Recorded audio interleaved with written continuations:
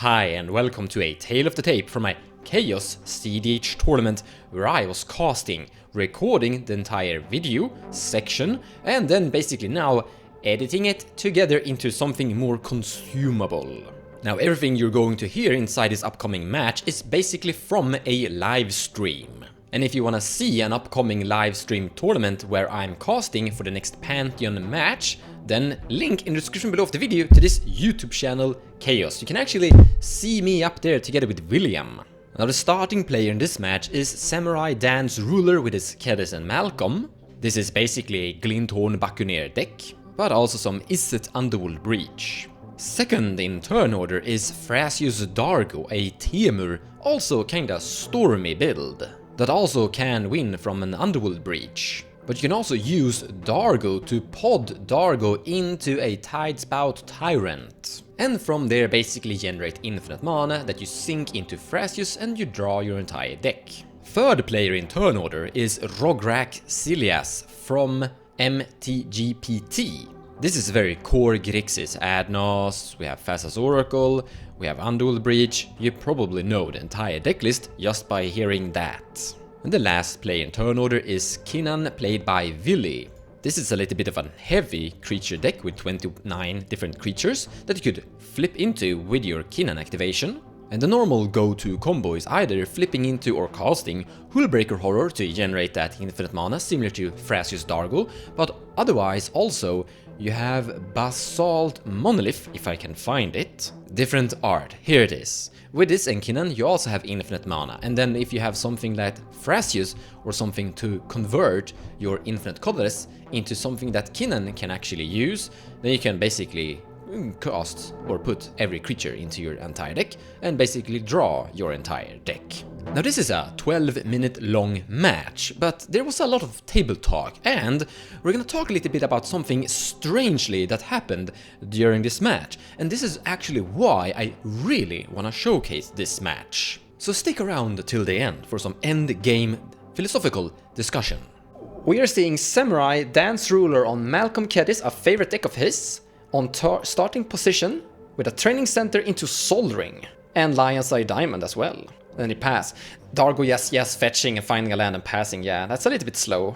Especially scary considering the decks you're going up against. Rograkh and Silas is a very fast deck. You want to have something that is kinda equal to that potential speed. Speaking of speed, we have a Mox Diamond into a Rograkh and then pass. Kinnan cracks a Scalding Tarn. We have a Malcolm turn 2 from Samurai, and then in the end of Samurai's turn we have a Worldly Tutor from Dargo. So we were speaking of that kind of slow Dargo, but here we're actually pumping up the speed a bit because this could be... I was just about to say Dockside, but the Dockside count isn't gonna be that huge. But that is in the end a Dockside on top of the Dargo's library. Drawing the Dockside for turn and then land. So Dockside is being cast. So the total count is Mox Diamond, Lysa Diamond and Soldering for 3 treasures. He doesn't do anything with his treasures and he actually just passed the turn here. And now we have a Mystical Tutor in the end step. That is a Time Twister that he's finding with a Mystical Tutor. Playing a Lotus Petal. And then he is resolving the Time Twister. Shuffling the Lotus Petal back into the library. Potentially drawing into it if he is kinda lucky. That's a Gemstone Caverns, that's a land drop post Time Twister. And then a Mana Vault. Kinnan is playing a Command Tower, and then casting Kinnan using the Lighted Halfling to make it uncounterable, and then passing the turn, keeping his Command Tower up. Malcolm Kediss is sacrificing his Prismatic Vista for a basic island. And here we have a Dockside. This Dockside is definitely preying on the previous Dockside, sitting there with 3 treasures. But he is actually sacrificing all the treasures for 3 blue. What a responsible player. But it's still making Mana Vault, Mox Diamond 2 treasures here. And then using the treasures that he generates to basically cast Kediss. Enchanting Malcolm with Curiosity. Malcolm is having a really good game here. Basically setting up an enormous value engine from Command Zone. And a tiny pressure against everyone, I guess. But in response, we have a Fierce Guardianship. So he doesn't have his commander in play. But he did sacrifice his 3 treasures. And using those 3 blue mana to hard cast the Fierce Guardianship. But in response, Malcolm and Kediss is responding with a Swan Song on the Fierce Guardianship. That is a Flusterstorm, countering the Swan's Song. Malcolm Kediss is casting Lotus Petal. And here's the second card draw mechanic. Tandem Lookout, Soul Binding into Kediss. No, Malcolm. Now how this is gonna work out is he's attacking at one player. Let's go Grindbear in this case. Triggering Kediss, triggering Malcolm 3 times, drawing 3 cards and generating 3 treasures. Very good engine. Mystic Remora afterwards. And with Remora in play, 2 treasures and a Lion's Eye Diamond, he passes the turn.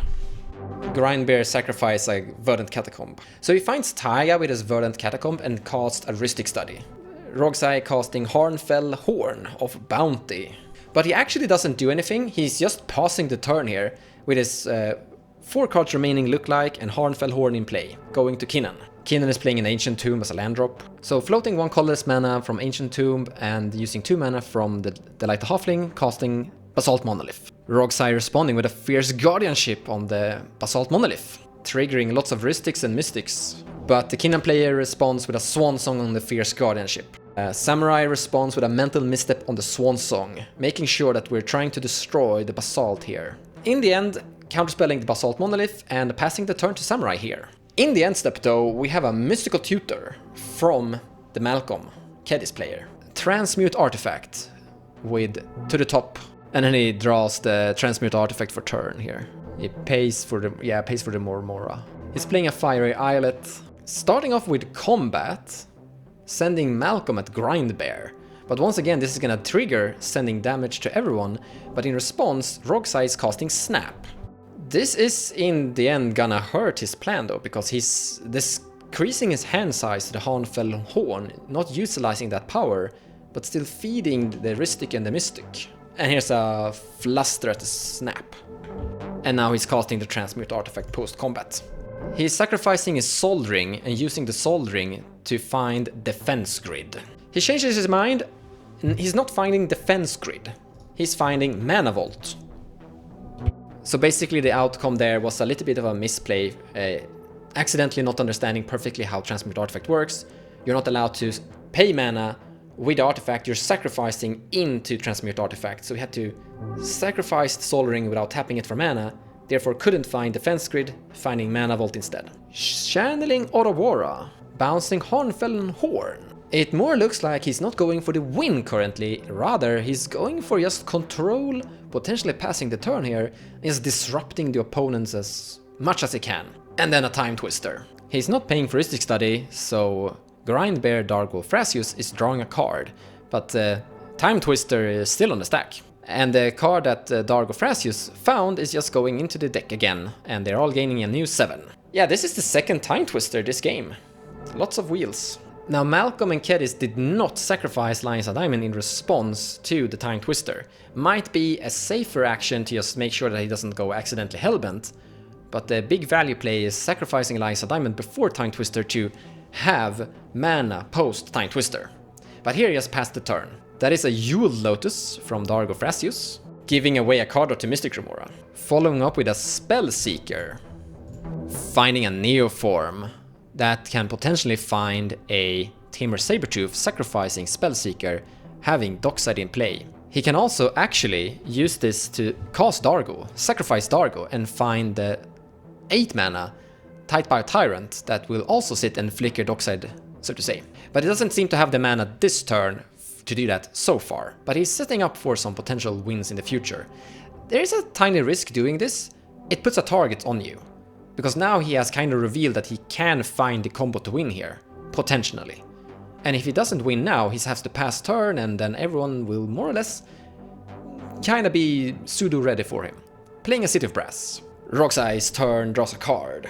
He's playing a Mount Doom as a land drop. And he's playing Silas. This is a very strong indicator that things aren't going great. He has basically Time Twisted. This is one of the most turbo decks you can find, and if he is passing turn with like a 7-card hand, casting Silas, that's not indicating he's in a great position. Kinnan is playing a Gemstone Caverns as a land drop. He's casting a Soul Ring, giving card draw to both Rhystic and Mystic. Kinnan is now floating a colorless mana, and casts a Relic of Legends. This is a great card together with Kinnan, because you can tap Legendary Kinnan to untap Relic of Legends, making Kinnan basically tap for 2 mana. So he taps his Kinnan into Relic of Legends and casts a Glen Alendra.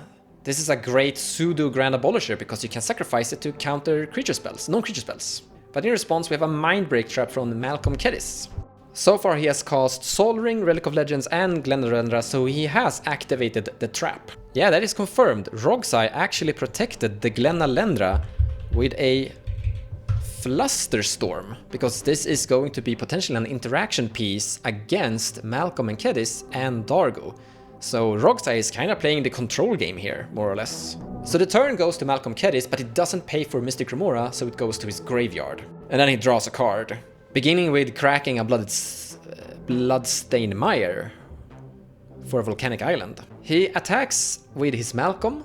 This is gonna generate treasures and card draw potentially. Free to the count both. And I hear from Samurai that he's gonna do this just for pure value. Glinthorn Buccaneer post-combat. He must have drawn into the Glinthorn Buccaneer with his Malcolm and the Curiosity triggers, because this combo actually goes through Glen Alendra. I literally think he said, I'm doing this for value, just to table talk, potentially just take people off the guard, just not interacting here potentially, just say, okay, you win next turn, but not this turn. And here we have a Flesh Duplicate. Just because he can, like why not? But apparently he said that he wouldn't copy Tandem Lookout, so he's not copying Tandem Lookout. But if he would have copied Tandem Lookout, he would have 100% guaranteed win, because Tandem Lookout, Flesh Duplicate becoming a Tandem Lookout, soulbound that one to Glinthorn, is just another I'm winning again. Rograkh is actually the control master here with a Pact of Negation on the Flesh Duplicate. So now we're moving to the end step, and we're gonna discard to hand size. And we're gonna discard and make triggers out of Glinthorn Buccaneer. So he is discarding a total of 5 cards into Glinthorn, creating 5 Glinthorn triggers, creating 15 treasures from Malcolm. If that Flesh Duplicate would have become a second Glinthorn, that would have been 30 treasures. Here the turn is passed to Grindbear. Exotic Orchard as land drop from Dargo Thrasios. So we have a situation here. It's getting to a very late state of the game. We have currently played for 1 hour, and no one here really feel that they have the potential of winning, and the risk is just too high for everyone. So everyone agrees we draw. As you can see, I agree to draw from written on a piece of paper on Kinnan. We draw written on Malcolm Kediss, and this is just sometimes how it goes into cEDH tournaments in general. We kind of dislike games going to draw and such, but that's how it is on tournaments. It's a very long, big risk for players to continue, as there are potential ways for people to win here. For example, Dargo Thrasios is showcasing Neoform here that he could use to find Tamer Sabertooth to win with Dockside and then into Thrasios. But Kinnan is also showcasing a potential to win here, and Glen Alendra could basically interact and stop Dargo Thrasios by sacrificing Glen Alendra, counterspelling the Neoform. And this means that people are kind of scared of trying to go for it, and they feel like the chance of me winning is very low, they don't want to gamble on it, so they rather have a draw than having someone else potentially win. And no one here is guaranteed understanding who is winning here. A little bit sad to see, but it's the correct play from the participants in this tournament. And this is definitely not what you want to see, a game ending in a draw. If you've been following my statistical videos where we're looking into tournament data, we can see that a lot of games are actually going to draws. Mostly they are timed out, they just consume the 90-minute time and they go naturally to a draw. This time they all agreed to draw on the 60-minute mark. So you just watched a 11-minute match edited together with all the actual game actions from a 60-minute match. You can imagine how much table talk there actually was inside this battle. And this is kind of why I really wanted to showcase this video. And even though you might dislike me for showcasing a match that goes to draw, I think the message is important. Now this game also didn't go to draw to time because of they consumed all the time. It went to draw because they didn't know what was going to happen here. They rather have everyone lose than someone they don't know who is going to win, because someone was going to win there. It was just a very complicated scenario, so they didn't want to gamble on it. And in a tournament setting, that is actually the correct thing to do. I hope you still enjoy this very complicated match, and thank you so much for watching. And I hope to see you in the chat in the next Pantheon Chaos livestream.